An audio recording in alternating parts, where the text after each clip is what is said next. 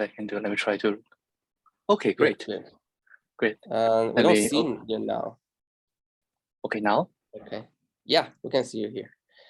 Okay, so welcome everyone to Kuntai's Master Thesis Defense. We have 3 committee members, me, Sanjay, and Shan. Thanks for coming. And we have a few people, some of them from my group, I think some of them from Shan or Sanjay's group, probably. So what's the protocol? The protocol is we have a 1 hour, and we're gonna ask Kuntai to give a presentation first. And if you have clarification questions, you can ask like short clarification questions. You can ask. Otherwise, the questions will be after the talk. Okay, and so after the presentation, after we have asked the questions, the committee and audience have asked the questions. We will ask Kuntai to leave, and then the 3 of us will decide at least our comment, our recommendation. Okay, so let's get started. Any questions about the procedure? Okay, so Kuntai, why don't you share your screen? Sure. And we can start. Okay, so can you guys see my screen now? Like it should be like a, okay, so hopefully I'm sharing this to right screen. Okay, let me start. So this talk is about my accepted work in this year's MLSys. The topic is about optimizing the video encoding for accurate video analytics. After this talk, you will learn about a cheap yet efficient video compressor for video analytics. Now let's start. So first, nowadays, live video analytics are pervasive in our life. So first, you can use wildlife camera for animal protection to learn about their habitats and to better protect them. And second, you can use traffic camera for traffic monitoring and incident detection. And if you detect incident and send the ambulance right on time, you can save people's life. And also in the drone camera scenario, you can use drone camera for efficient vehicle counting and to quickly learn the traffic volume of one specific area. So in live video analytics scenario, the thing is that the video need to be streamed to the server for accurate live video analytics. Note that this is not a common requirement. This is a pretty unique requirement for live video analytics. In some other settings, like if you do a database for video analytics, the videos are typically assumed to be already be the server side and are ready for analytics. So you don't need to stream the video from the server because it's already there. So let me explain why we need to stream the video to the server in our case. Let's say we mark those missed objects in the orange bounding box and mark those detected objects in the blue bounding box. So say if we analyze the video locally by a cheap camera, we can only afford a very cheap model, which in this case is MoNet V2. And the cheap model, though it can detect a lot of objects, and misses about half of objects in this case, which result in very low accuracy. But if you try to stream the video from the camera to the server, and then you get the right to use a very expensive model, which in this case a faster RCN, then you can use this model to deliver a quite accurate analytic results. We can see that in this case, all objects got detected and will achieve a very high accuracy. So in this case, limited by camera side compute power, the camera side local inference is not accurate. We need to stream the video to the server for further accurate analytics. Okay, so now that we need to stream the video to the server, the key component for live video analytics is thus a video compression algorithm. Why we need a video compression here is because the network connection between the camera and the server-side DNN are typically pretty constrained, and you cannot afford to send an uncompressed video from the camera to the server because the bandwidth typically does not permit that. So in that case, we have to compress the video and then stream the video out to the camera. One may say that, okay, you need to compress the video, right? Let's just use traditional video codec. which is pretty well developed. But in this case, using traditional video codec is not an ideal choice. Let me try to explain why. So video compression for video analytics cares about inference accuracy. Let me further illustrate this. So traditionally, if you compress a video you're compressing a video for human viewers, and there's a mature solution called video codec. The human viewers, it cares about the visual quality. So for example, if you give an image like this, the background is pretty blurry, though the objects are pretty clear, but the background is blurry, and it results in a very low visual quality. But compared to that, if we are instead in the scenario where we compress a video for analytic purpose, we are actually serving the server-side deep neural network, which instead cares about inference accuracy. And if we give the same image, that cannot satisfy the human viewers. But if we give the same image, we can see that all objects can actually be detected. So the inference accuracy in this case is actually pretty high. So, okay, so you may wonder, okay, now I know that, oh, they care about different metrics. They care about visual quality and inference accuracy, they're different. But why does that difference matters? So it matters a lot because inference accuracy allows us to do the video compression very aggressively. In this case, let's say if you have a server-side DNN and cares about inference accuracy, you can actually encode all pixels in a high encoding quality and make all objects detected, which result in 100% accuracy. But compared to that, we actually only need to encode less than 20% pixel in high encoding quality and can still make all the objects detected, and all accuracy is still 100% in this case. Note that this number is not a generalizable number. This number might vary case by case, but according to my previous work, SICOM 2020 submission, we found that this number does hold for a lot of videos. So the conclusion is that over 80% of the pixel can be compressed without hurting inference accuracy. Over 80% pixel, that's a large number. So give such a high potential for improvement, let's try to design an ideal compression for this and try to fully realize this opportunity.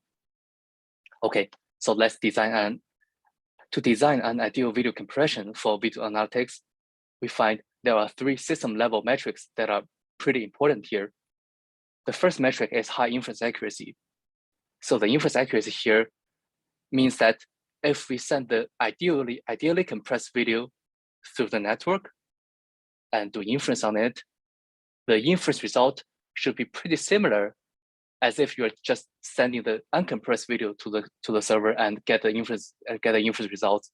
The result-wise should be pretty similar. So this definition is pretty tricky because typically the accuracy is you're comparing against human annotated ground truth. But here we still use this accuracy because the maximum a video compression can do is to replicate the same results as if the video is uncompressed. So we still think this metric is reasonable. Okay, so the second metric is a low end-to-end latency. I know end-to-end latency is a pretty vague word, so let me try to explain what end-to-end latency means here. So first you have a raw video there, and you go camera encoding and suffers an encoding delay there.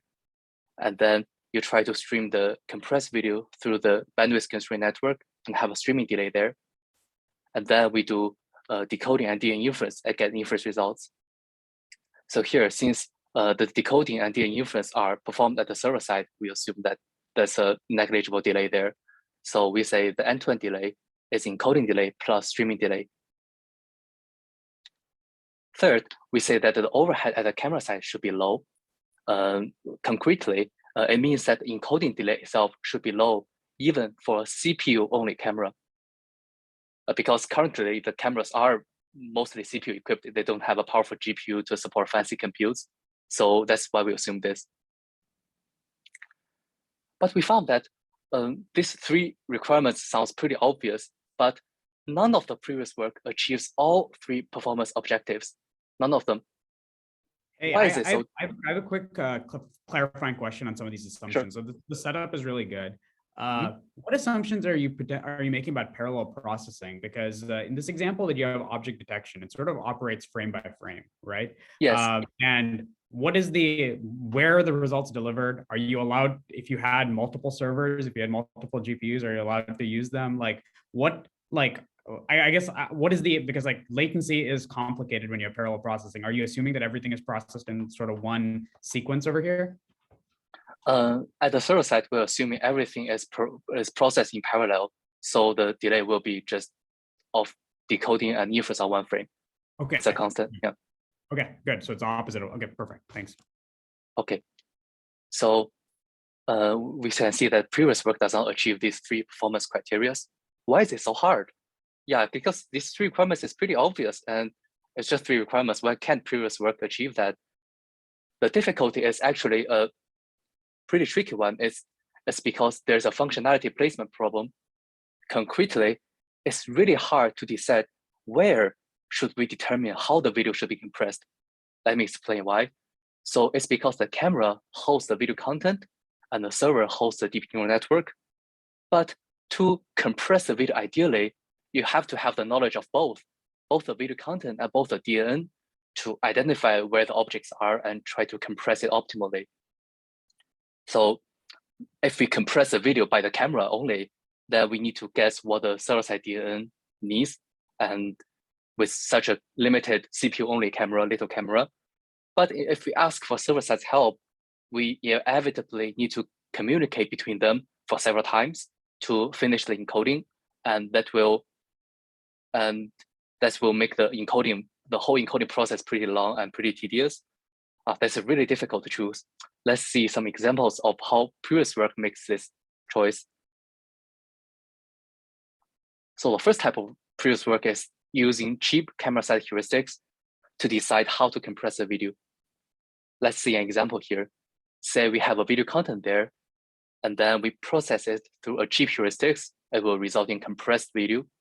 In this compressed video, we can see that because the heuristic is pretty cheap, it does not have enough compute to identify small objects like the human inside the red bounding box.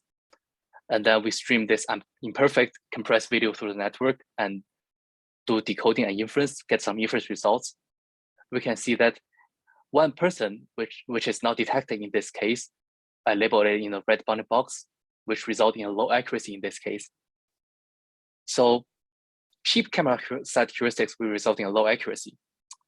Wait, can I ask a clarification question on what the metric you're using here? So you're as I understand it is you're compressing you are comparing your compressed representation versus an uncompressed representation, right? Yes. But what does that mean in video? Are you like literally looking at raw uncompressed frames, or is it some baseline H.264 encoding with default settings that you're using as your baseline? I guess what is the baseline? Is it a completely raw, these are the raw frames that are captured directly from the camera, or is it already compressed baseline that you're now further compressing with like selectively figuring out different regions? Oh, that's a very good question. So I was actually using a traditional video codec with a very high encoding quality. Okay. That's what I'm doing here. Yeah. Good. Okay. Okay. So the cheap camera side heuristics will suffer low accuracy. Then maybe we can try to improve the accuracy through maybe expensive camera side heuristics. Let's try that. So that leads to a second type of previous work, which uses expensive camera side heuristics to decide how to compress the video. And following the same procedure, we have the video content and we go through expensive heuristics because it's expensive. So we can get a pretty accurate compressed video. And then we stream it through the network to the server and do decode and inference, get a pretty accurate inference results. But the case here is that we are using expensive heuristics, which result in a very high camera side overhead. So there are some current works that uses fancy neural networks to compress a video, and even using autoencoder to just completely discard the traditional codec. All of them requires the GPU to participate. If you use CPU only, it will take such a long time, maybe several seconds to encode just a 10-frame videos. So it's pretty expensive. So to conclude, expensive camera side heuristics result in a high camera side overhead. Looks like the camera side heuristics is just doesn't work. So what about asking for server-side help? Let's try. So this leads us to the third type of work, using server-side compute to decide how to compress the video. To better visualize the communication between the client and between the camera and the server, we draw a timeline figure here for clarity. So first, the camera will send a low quality video from the camera to the server.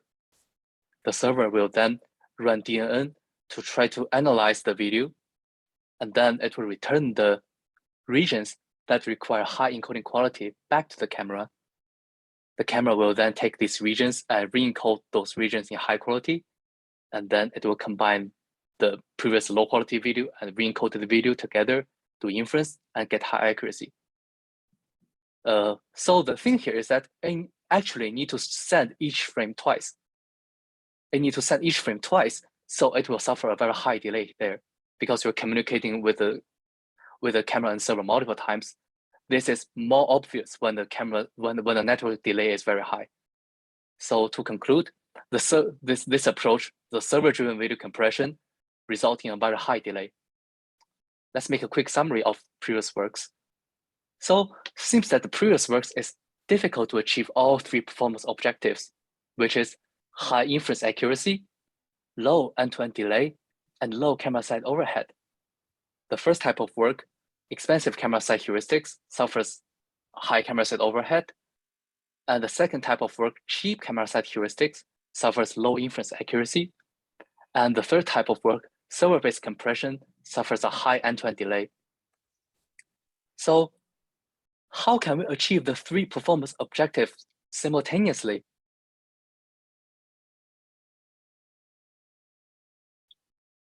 Okay, so our approach is called AccMPEG, which is a near ideal camera side video compression that achieves all three performance criteria. Let me try to explain what it does. First, I have an input video, and then we send it to a camera side cheap quality selector, and it will generate a thing called accuracy gradient estimation.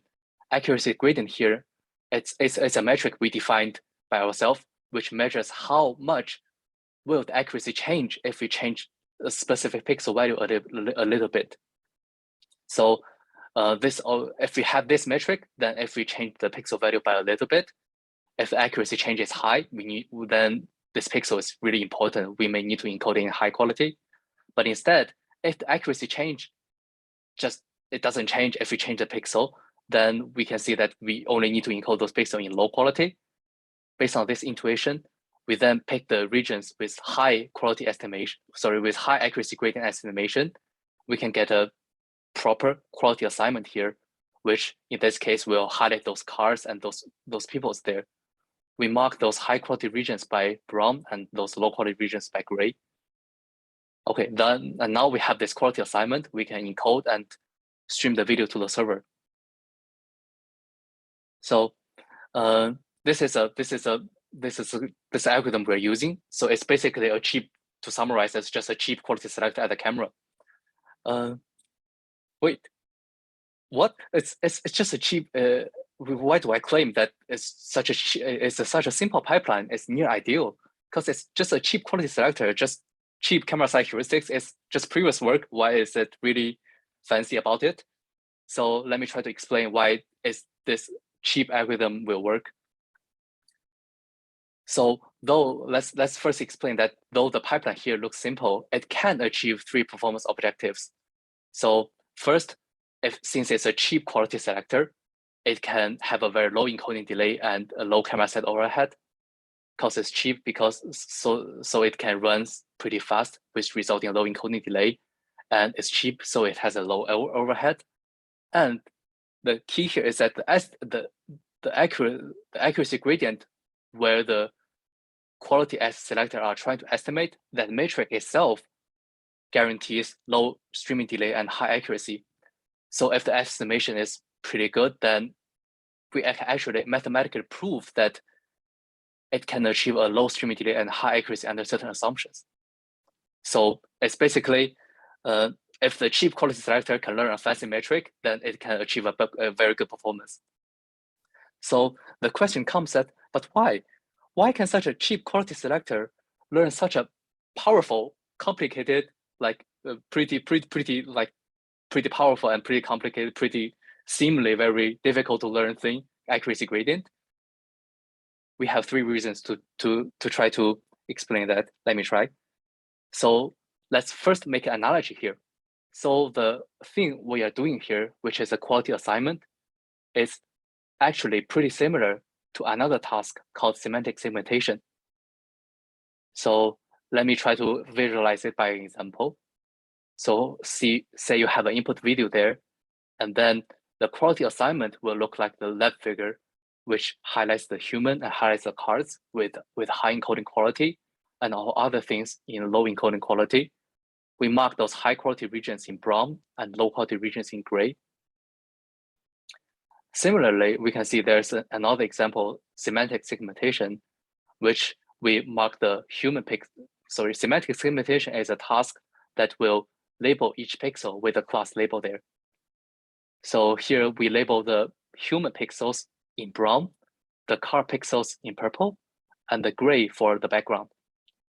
So we can see that the functionality of these 2 tasks look pretty similar. It's just basically a semantic, it really looks like a semantic segmentation. They're all highlighting the human and highlighting the cars. And semantic segmentation is known to be a little bit expensive. So it typically takes hundreds of layers and millions of parameters to do the inference. But actually, the quality assignment is actually much cheaper than the right one, than the semantic segmentation, due to 3 reasons. So let me try to analyze the difference between them. The first reason is that quality assignment problem is operating on a coarser granularity than semantic segmentation, makes it potentially cheaper. So for example, here we can see that the quality assignment are actually trying to assign 1 label per macro block. Why macro block? Because macro block is a 16 by 16 pixel block, which is the minimum encoding unit for most of the modern codecs. So it's like if you want to let the codec encode the video, the minimum unit you can use is just macro block. You can use a smaller one. So, but for semantic segmentation, we're actually giving 1 label per pixel. So the opportunity is that if we are trying to look things in a macro block by macro block, instead of pixel by pixel level, we can actually scan it in a very high, in a very coarse granularity. We can, for example, we can just assuming we're to convolution, we can just scan the pixels in a very large stride and to jump in a 16 by 16 stride. But in semantic segmentation, you have to jump 1 by 1, jump very slow. And this opportunity, ideally, it will gives us a 16 squared compute saving potential. 16 squared is a huge number. Another reason is that we are doing binary segmentation in our case, which makes the quality assignment much cheaper. So for example, on the left figure, we are trying to select between high quality and low quality. We're selecting between just 2 choices, so it's a binary segmentation. But on the right case, we're selecting between cars, humans, and background, and maybe some more other classes. It's a multi-class segmentation. Multi-class segmentation can be much difficult than binary class. Let me try to, for example, if a segmentation may need to choose between a truck or a car, but the truck and the car are similar even in human eyes. So it's like if you really need to determine whether it should be a car or it should be a truck, that is really difficult even for human. So we say that quality assignment, which is a binary segmentation, is much cheaper than semantic segmentation, which is a multi-class segmentation problem. The third reason that makes us believe that the quality assignment can be potentially much cheaper is that the error tolerance of it is much better. Error tolerance is a fancy name, so let me try to explain it a little bit. So first, for the left one, if we have a quality selection, we put that macro block we're pointing there. If we put that macro block in a higher quality, the effect of it the effect is just the streaming delay will marginally increase. And since you're putting more blocks in high quality itself, it won't affect any inference accuracy. So you're just streaming more things in high quality, the accuracy is still maintained. And the reason the streaming delay will marginally increase is because the context compression will be more efficient when there are more macro blocks, because there are more mutual information, so you can compress it more efficiently. On the contrast, semantic segmentation, if you still operate on the same macro block and label it into human pixels, it will reduce accuracy from 100% to 50%. So on the one side, if you're on the left figure, then you just have a marginally increased streaming delay if you put one macro block wrong. But in the right case, if you put one macro block in the wrong label, the accuracy just drop half. So such a huge contrast makes us believe that the quality selection is less sensitive to errors compared to semantic segmentation, which makes the quality selection much cheaper. Okay, so hope that now you see why the quality selection can be so cheap. So it's the previous arguments. Hi, Kuntai. Actually, sorry, I mean, so what exactly is this quality selection? Like, what's the intuition? I mean, Sorry? Of this task? I see. So quality selection is trying to select the quality for on each macro block level, whether you need to encode in high or low quality. This is what quality selection do here. So it's something that you guys, I still don't get, like, this is something you guys, you label the data and you train your own DNN to do? Yes, exactly. Oh, okay. So this is not a existing, like object detection, that kind of thing. Yeah, it's actually we are training a new functionality, and I will explain how to train it in the later slide. Okay, yeah. I see. Okay.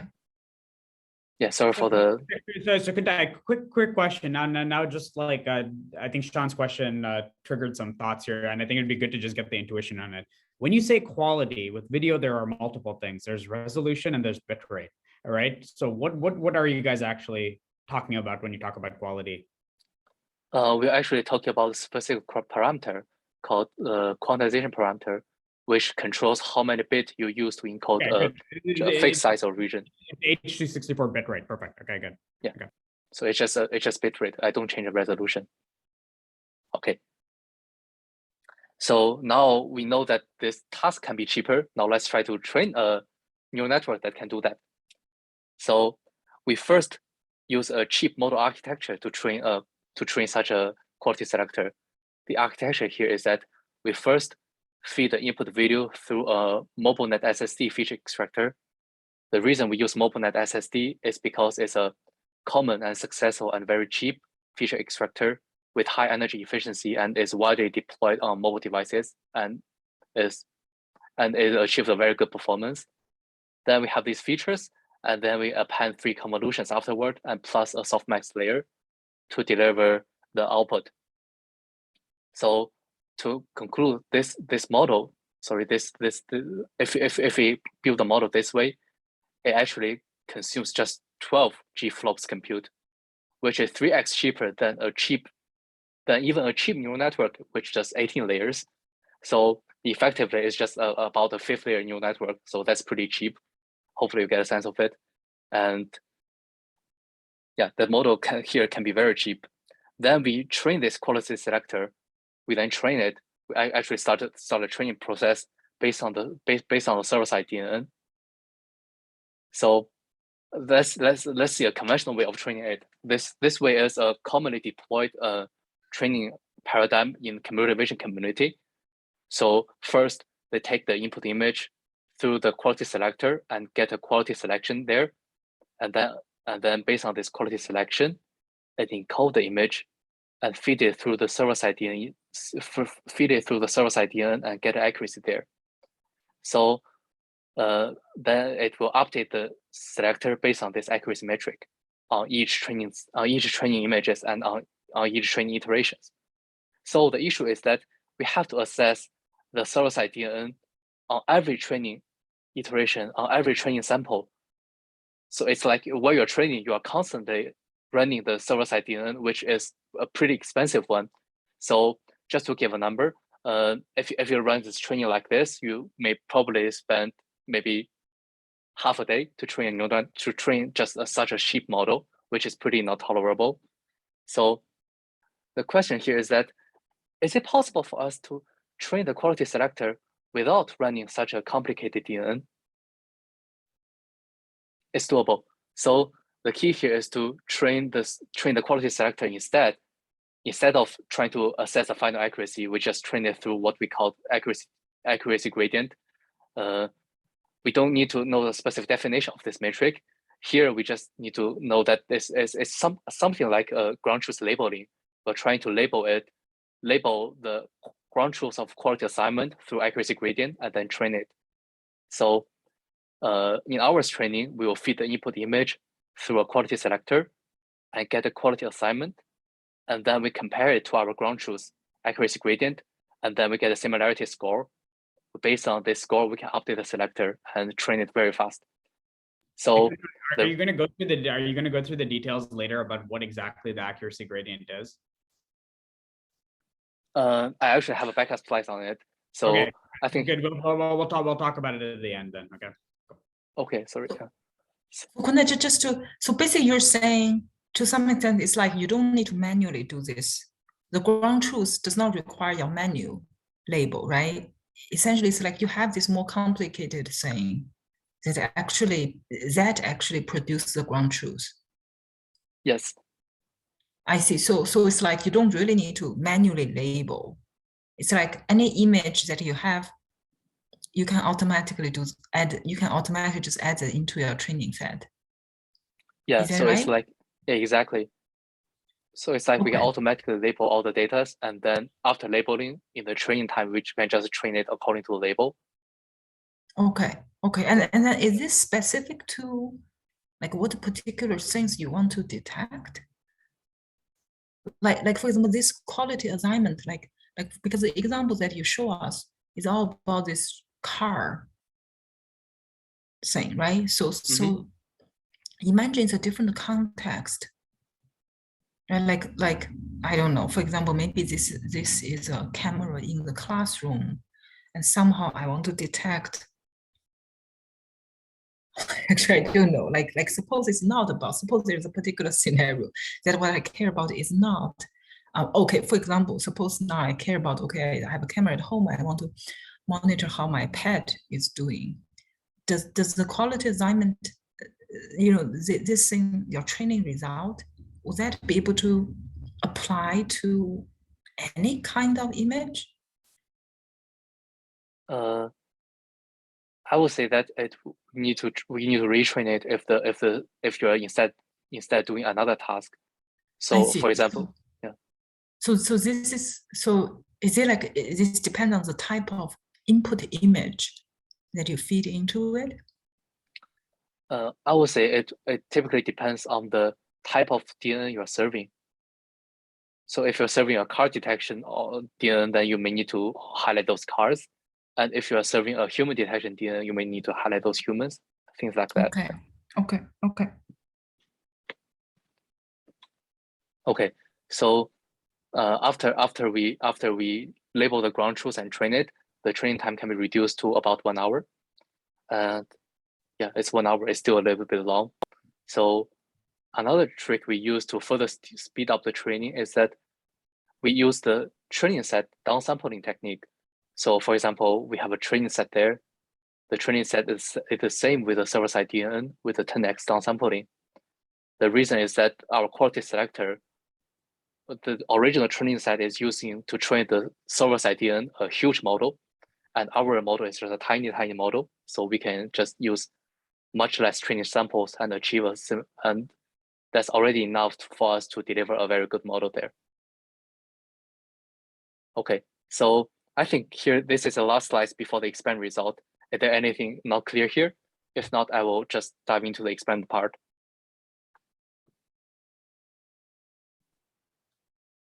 Okay, I will try to go to the expand part here. So the setup here is the let's first talk about hardware. The camera side hardware is a CPU with an open window acceleration available. So we're using this CPU, and we use this open window to accelerate both our model and the baselines for fair comparison. And the server side hardware is eight fancy GPUs. And the data set we're using is that we search a keyword in YouTube and download the top videos there. So yeah, it's not we are cherry picking the videos. We search it. We are doing a particular search and download the top videos there. And the network connection is, we assume there are 5 video streams sharing a network link with 25 megabits per second uploading bandwidth with a 100 millisecond latency there. And first, we can achieve a better delay accuracy trade-off. The figure here shows the axis. Y-axis is accuracy, x-axis is the delay. So the top left direction is a better direction. And then we use a little ellipse to mark what was the task here? Was it object detection? Yeah, it is object detection. The example here we are showing is object detection, but our approach also works on other applications. Yeah. Okay, so in this figure, each ellipse shows a 1 sigma distribution of our results. The black points in the center shows the mean, and the radius of this ellipse shows the 1 sigma, like the 1 sigma distribution. And then we can see that among multiple baselines, our approach achieves the highest accuracy while compared to the another high accuracy baseline as AW stream, we are saving about 20% of the delay. Sorry, the mean value is around 20%. Our approach actually can. So our approach can actually achieve a high accuracy with about 10 to 49% delay reduction compared to the baseline. The second one is we can reduce end-to-end delay. So in this figure, we are showing the delay breakdown of the camera side hardware. We can see that our approach has the lowest delay except for visual. Though visual has a lower streaming delay there, but the accuracy of it is consistently much lower. So if we say our goal is to achieve high accuracy, our approach is still the best approach that achieve the lowest delay. So the conclusion is that our approach achieves high accuracy with lowest end-to-end delay. Third, let's evaluate the camera side overhead. We measure the camera side overhead by the camera side delay. We can see that the camera side delay of our approach is even lower than the VP9 thing. VP9 is a video codec, and it's just slightly higher than traditional video codec like H.264. So the conclusion here is that the camera side overhead of our approach is even lower than a slightly expensive video codec. So it's cheaper than video codec. Yeah, it's a deep neural network thing, and it can be actually cheaper than video codec. So it has a pretty low camera side overhead. And then let's talk about the training time.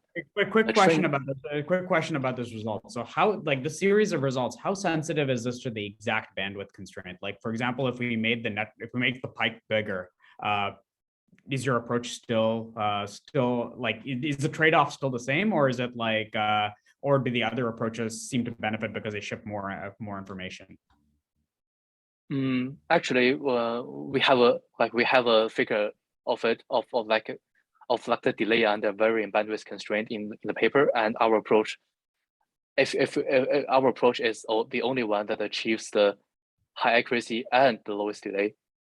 So it's like under all bandwidth constraints. So like even if there was like basically infinite bandwidth, like I guess I'm trying to understand. There's no free lunch, and I feel like what you're really optimizing for it's a inexpensive way to cut down the network traffic. What I'm interested in is if that network constraint is no longer a constraint, what happens? Like what would you do if like network was less constrained? Or would when the network is less constrained, I say we can just directly using the video codec. Okay. Okay. It's because we are using. Okay. So now second question. Talking about, I think that like, I think Sean's probably in the same boat that I don't know what any of these baselines are. They just are acronyms. And so like, I think that I guess my question is like, is the right way to think about it is they're all different forms of video compression? Yeah. Okay, good. So another way to meet the network constraint would be to sample the video, to subsample the video, to do it at a lower frame rate, especially in an object detection setting. There's high temporal correlation, especially in YouTube videos, they move fairly slowly. There's a high temporal correlation between neighboring frames, right?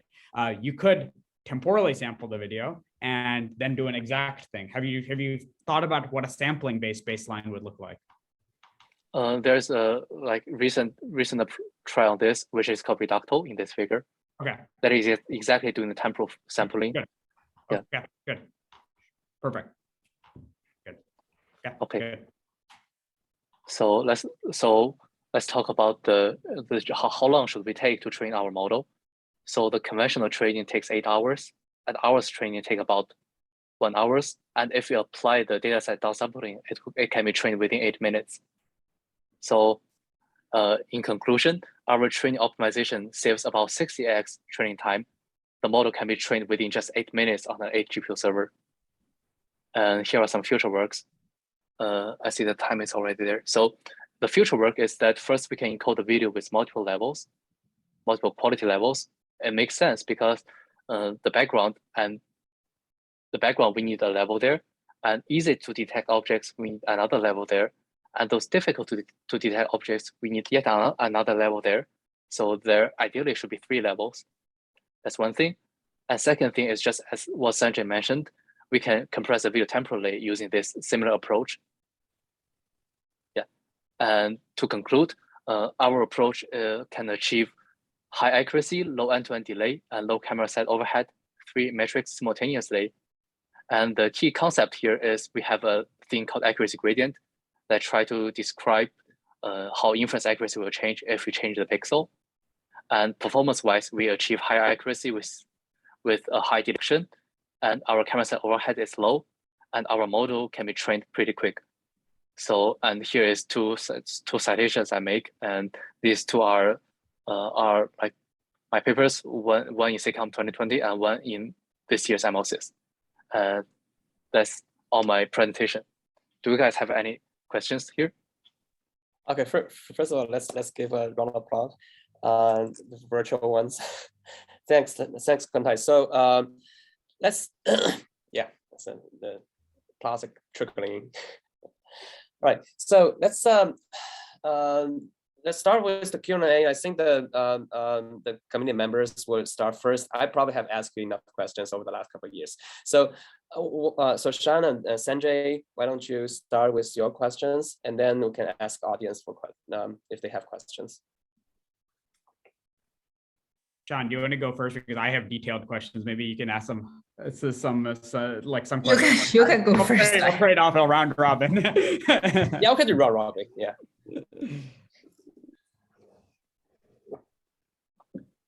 Yeah, maybe I will start with a very detailed question. I mean, because at the end you showed about the training, right? So you're saying your training data is the same as the server side training data, right? Yeah. So this is like, so basically it's like you're assuming, I guess the whole thing, it's like you're assuming you know exactly what is training data, and you know exactly, you have access, right, to the DNN at the server side.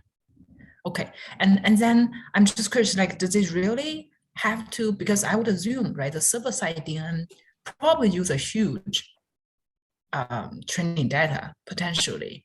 Do you really need to, because at the beginning, right, you were saying like, this local one, because it's very cheap, it's a very simple DNN, and it can tolerate a lot of error. So do you really need to, use as much training data as the, the complicated server-side DNN is using? Our empirical value is around 1,000 images already enough to help it converge. Oh, so actually you don't need, you're saying? Yeah, so what the data set is, so like when the data set is very huge, empirical value is that we only need about that many image. But when the data set is smaller than that, then we may need to use a whole training data set. Yeah. Sure. Okay, then just follow up. So yeah, I mean, I think that your answer matched the intuition, right? Basically, like looks like you don't need, but then like in reality, is there a particular way of sampling? Like if the server side actually does have a lot of training data, do you just randomly take one about 1,000 or 2,000? That's a good question. So currently we are doing random sampling, but I would say, yeah, if we sample it smartly, we can converge faster and we can have a better model. Yeah. Okay. Okay, good. So I have a question about like the problem setup actually, right? So right now, as I understand it, is you have a DNN model, and you've used that DNN model with the training data used to train that DNN model. You've constructed a segmentation mask that you're using to compress this video. So that stuff's all good. I guess my question is there like an alternative way to think of the same problem statement? Imagine now that you knew that you were compressing the data, could you retrain that original DNN model aware of the compression that you're using, right? Suppose, because you have full control over the system, right? In this setup, you have full control over the training data, right? You can generate compressed videos as input and retrain the model with as compressed videos as input. Would that improve accuracy? Or in your experience, that's not the bottleneck over here? I see. So you're talking about customizing the server-side DNN according to the compressed video, right? Yeah, exactly. Yeah.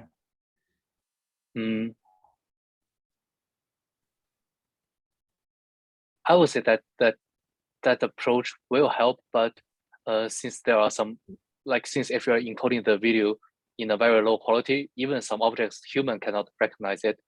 So yeah, it will improve accuracy, but it will still have some limitations because some objects, if you encode it in low quality, human cannot recognize it. Good. Okay, so the second piece is like it's a bit of a follow up on Sean's question actually. Just to clarify, as I understand it, you need ground to train your segmentation masks. You need ground truth on the training data, right? So you need labeled pairs. So if somebody was using, say, a model that they downloaded off the internet, this would not work unless you could download the original training data set that was used to train that model, right? In our current setup, yes, but I will say that our approach actually can try to use those completely unlabeled image and do inference and calculate accuracy gradient. That's also doable. But then, because you're training on a different training set than the server-side DNN, I think the performance won't be really good. I'm not sure. So. Yeah. Good. Okay. So then the last sort of detailed question is that how should we think about this accuracy gradient? Is it basically an input gradient? Is it basically like reversing the direction of backpropagation and finding out, given this pixel, like a delta, how much is it going to change the output? Is that the right way to think about it? Okay. So I think you're exactly right. So I have a backup slide here. So it actually two-part. First, we calculate the high quality minus the low quality video. We calculate the pixel difference between them, and then we time a gradient calculated by the backward propagation process. Okay, good. Okay, good. So, okay, that's what I assumed it was, but good. Okay. Good. And then my last question. So I guess here you're particularly talking about like the DNN is so like I'm just trying to understand how general, right, this idea is. So in the example that you're giving us, looks like it is kind of like object detection, or maybe like specialized to detect car and human. And you already mentioned. So then, if this is a DNN that is not about image, not about object detection at all, right? So could your technique, I mean, potentially, or like say a natural language processing DNN, right? Could this idea still apply? I understand that means the context probably totally doesn't apply. There may not be network bandwidth. I'm just curious, like, is it like for any DNN you will be able to get a smaller DNN that can automatically tell which part of the input is like high quality sensitive to the output?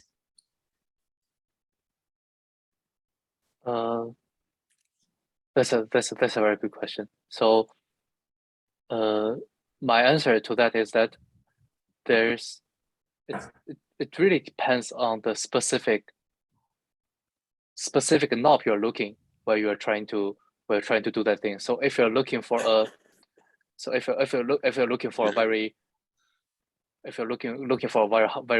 very coarse knob that is really coarse grained, that maybe the whole image quality, maybe you can deliver that model pretty easily. Maybe you just check how many small objects are there, trying to see if there is a small objects, you need high quality, and if not, you don't need one.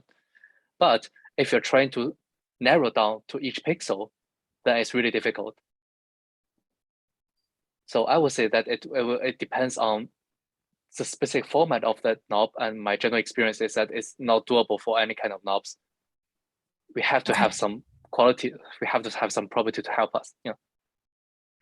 Good. Follow-up question to that, right? So in neural networks, there's a concept called an attention mechanism, which is used in NLP and in computer vision, that ultimately looks a lot like your mask over there, right? What is the connection between your technique and attention mechanisms? Have you guys considered that? What are the opportunities and drawbacks over there? Okay, so the main difference is that attention mechanism is trying to say where you should spend compute. Our metric is saying that where you should spend a bit. So for example, if large objects, attention mechanism need to attention it because it want to analyze it. But in our approach, it's a large object. You don't need to, it's easy to detect. You don't need to spend any extra bandwidth there. So there's one difference. And another difference is that attention mechanism is not aware of the specific system knob. So here, for example, if a region is encoded in high quality, in low quality, they don't make any difference. Then attention mechanism might still give a very high attention score because you need to analyze it. But in our approach, because high quality and low quality doesn't make too much difference, you can just safely ignore it. Yeah.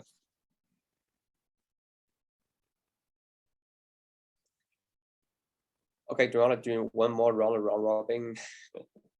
Okay, so great questions. Any questions from the audience? You can just unmute yourself. Ask. I have one question. First of all, congratulations, Kuntai. Great Thank idea, you. very engaging presentation. I was thinking about this like type 3 previous work where you're sending a low quality encoded video, and DNN on the server side is still able to identify important parts and communicate it back to the camera, right? I just took a quick look at the recent CVPR papers, and the real-time video deblurring networks have gotten pretty good.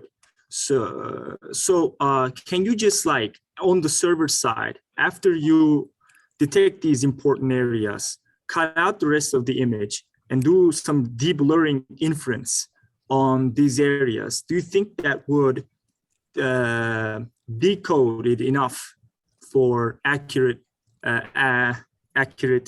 detection on the server side? So that way you have low camera latency because you got this default encoding, and you have low transfer latency because what you're sending is a low quality data, and everything is happening on the server side. What do you think about this? Let me try to rephrase. So you are saying there might be another approach. Let's say we send a low quality video to the server, and then we zoom in on those small areas and see if we can discover those objects by a carefully zoom in version of the image, right? Yeah, well, I mean, zooming is a little different than what I mean here. There are those neural networks that take in a blurred photo and they make it less blurry. So what I'm saying is, So you're talking about enhancements, right? So you're enhancing the image quality there, and then send it to the inference. Yes, on everything on the server side. There are those kind of works currently. So the main idea is that you can enhance it on the server and then improve the accuracy. But the main drawback is that there's no unconditional better enhancement algorithm. You have to train it on the camera side video content. So that will introduce some extra some extra overhead there, some extra over delay there. Yeah. I see. Well, So thank overall, you. it's still provided higher delay. Yeah. Mhm. Got it. Great, thanks. So we're at an hour now. So so the next step would be for everyone to step out and just me, Shan, and Sanjay will have a quick chat, and then we could ask Kuntai to come back. Kuntai, can you make me a well? You can leave. The meeting will not end, right? Yeah. Okay. Sure. Okay. So let me stop my share and can see if I can make you a host. No, you don't need to make the host. Just leave, and I will pin you and come back in a few minutes. Okay.